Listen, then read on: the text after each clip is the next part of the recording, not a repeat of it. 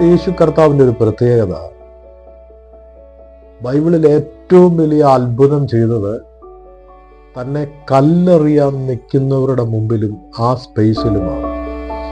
യോഹന്നാന്റെ സുവിശേഷം 11-ാം അധ്യായം 4-ാമത്തെ വാക്യത്തിൽ യേശു പറഞ്ഞു, ഇത് പിതാവിൻ്റെ മഹത്വത്തിന് വേണ്ടിയാണ്.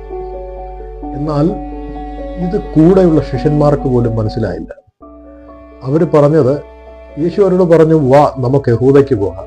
ഇതിനു മുമ്പ് യേശു കർത്താവ് അവിടെ ഒരു റിവലേഷൻ, താൻ സ്വർഗത്തിൽ നിറങ്ങി വന്ന ജീവന്റെ അപ്പമാണ് എന്ന് പറഞ്ഞതിന്റെ പേരിൽ അവിടുത്തെ യഹൂദന്മാർ, പരീശന്മാർ അവനെ കല്ലെറിയാനൊരുങ്ങി, കല്ലെറിഞ്ഞ് കൊന്നുകളയാമെന്ന് പറഞ്ഞു.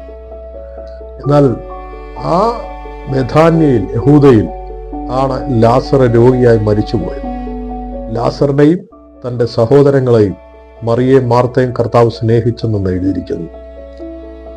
ഇതറിഞ്ഞിട്ടും, അവൻ രോഗിയാണെന്ന് അറിഞ്ഞിട്ടും, അവരെ സ്നേഹിച്ചിട്ടും, എന്നിട്ടും യേശു വീണ്ടും 4 ദിവസം വൈകിയതായി കാണുന്നു. 4 ദിവസം വൈകിയത് കൊണ്ട് ലാസറിനെ കാണാനും ആശ്വസിപ്പിക്കാനും ചെന്നവരെല്ലാം പാരമ്പര്യപ്രകാരം യഹൂദന്മാർ എന്ത് ചെയ്തു? അവന്റെ ശിരസ് ബന്ധിച്ചു, റൂമാല് കൊണ്ട് കൈകാലുകൾ ബന്ധിച്ചു, കല്ലറയിൽ അടക്കി. വീണ്ടും മാർത്ത കരയാൻ യേശു കർത്താവ് വന്നത് കണ്ടപ്പോൾ എഴുന്നേറ്റ് പോകുമ്പോൾ അവർ പറഞ്ഞത്, വീണ്ടും അവൾ കരയാൻ കല്ലറയ്ക്ക് പോവുകയാണ് എന്ന് പറഞ്ഞാൽ ഇതിനകത്തൊരു വിടുതൽ ഉണ്ടാകാൻ പോകുന്നില്ല.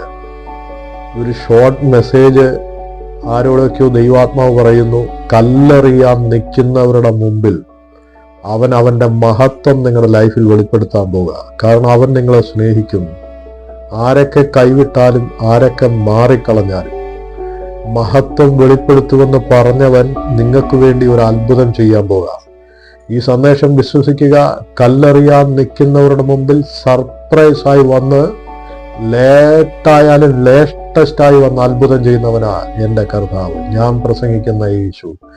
ഇന്ന് രാത്രി ആരോടൊക്കെയോ ദൈവത്തിൻ്റെ ആത്മാവ് ഈ സമയം പറയുന്നു, നിങ്ങളുടെ ലൈഫിൽ പ്രതീക്ഷയില്ലാത്ത വിഷയത്തിൽ, പ്രതീക്ഷയില്ലാത്ത സ്പേസിൽ കൈവിട്ടു പോയി എന്ന് തോന്നുന്ന വിഷയത്തിൻ്റെ അകത്ത്, മടങ്ങി വരത്തില്ലെന്ന് ചിന്തിക്കുന്ന വിഷയത്തിൻ്റെ അകത്ത്, ആർക്കും സൊല്യൂഷൻ തരാൻ കഴിയാത്ത വിഷയത്തിൽ എല്ലാവരും മാറി നിൽക്കുമ്പോൾ, ആശ്വസിപ്പിക്കാൻ വന്നവർ പോലും അവൾ വീണ്ടും കരയാൻ പോവുക, അതിനർത്ഥം ഇതിന് ഒരു പരിഹാരമില്ല എന്ന് ചിന്തിച്ച ഇടത്ത് ഒറ്റ വാക്ക് പറയുന്നു, കല്ലെറിയാൻ നിൽക്കുന്നവരുടെ മുമ്പിൽ ഏറ്റവും വലിയ അത്ഭുതം ചെയ്ത് തൻ്റെ മഹത്വം വെളിപ്പെടുത്തിയതുപോലെ നിങ്ങളെ കല്ലെറിയാൻ, നിങ്ങളുടെ പ്രാർത്ഥനയെ കല്ലെറിയാൻ, നിങ്ങളുടെ ആരാധനയെ കല്ലെറിയാൻ, നിങ്ങളുടെ ശുശ്രൂഷയെ കല്ലെറിഞ്ഞില്ലാതാക്കാൻ, നിങ്ങളുടെ അഭിഷേകത്തെ ഇല്ലാതാക്കാൻ ശ്രമിക്കുന്നവരുടെ മുമ്പിൽ ഒരു പ്രവചനം പറഞ്ഞതിൻ്റെ പേരിൽ, ഒരു അസാധാരണ ദൈവപ്രവൃത്തി നിങ്ങളോട് നടന്നതിൻ്റെ പേരിൽ നിങ്ങളെ വിമർശിച്ച് കല്ലെറിയാൻ നിൽക്കുന്നവരുടെ മുമ്പിൽ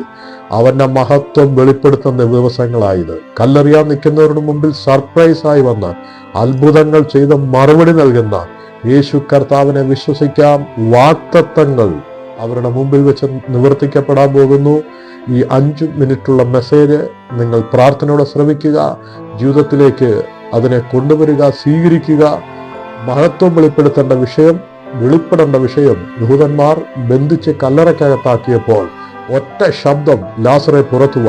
ഇന്ന് പരിശുദ്ധാത്മാവ് നിങ്ങൾക്ക് വേണ്ടി നിങ്ങളുടെ വിഷയത്തിൽ ആർക്കും പരിഹരിക്കാൻ പറ്റാത്ത കല്ലെറിയാൻ നിൽക്കുന്നവരുടെ വിഷയത്തിന്റെ അകത്ത്, അതിന്റെ നടുവിൽ ഒറ്റ ശബ്ദം, പുറത്തുവ, പ്രാപിക്കാം, വിടുതൽ പ്രാപിക്കാം. പരിശുദ്ധാത്മാവ് അങ്ങനെ ചെയ്യും.